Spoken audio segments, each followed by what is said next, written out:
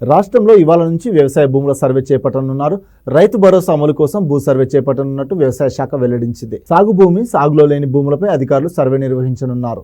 గత బీఆర్ఎస్ ప్రభుత్వం హయాంలో రైతు బంధు పథకం నిధులు పక్కదారి పట్టాయంటున్న కాంగ్రెస్ ప్రభుత్వం రైతు భరోసా పథకాన్ని మాత్రం అలా నీరు గార్చే ప్రసక్తే లేదు అంటుంది.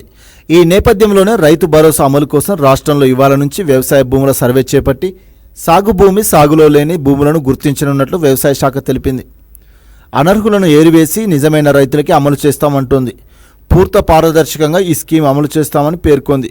ఈ స్కీమ్కు సంబంధించి ప్రభుత్వం గ్రామాల వారీగా సాగు భూమి ఎంత, రియల్ ఎస్టేట్ భూములు ఎన్ని ఉన్నాయి, కొండలు గుట్టలు ఎన్ని ఉన్నాయన్న వాటితో పాటు సాగులో లేని దేవాదాయ, వర్ఫ్ భూములు ఏవి ఉన్నాయి వంటి వివరాలని సేకరించేందుకు వ్యవసాయ శాఖ 3 రోజులుగా సర్వే చేపట్టింది. అధికారులు చేపట్టిన సర్వే వచ్చే వారంలో పూర్తి కానుంది. బీఆర్ఎస్ ప్రభుత్వం రైతు బంధు పేరుతో ప్రతి రైతుకి ఎకరానికి ఏడాదికి 10,000 చొప్పున పెట్టుబడి సాయం ఇచ్చింది. కాంగ్రెస్ పార్టీ 15,000 ఇస్తామని హామీ ఇవ్వగా రైతులు, కౌలు రైతులకు కూడా సంవత్సరానికి ఎకరాకి 15,000 చొప్పున ఇస్తామని ఎన్నికల మేనిఫెస్టోలో తెలిపింది.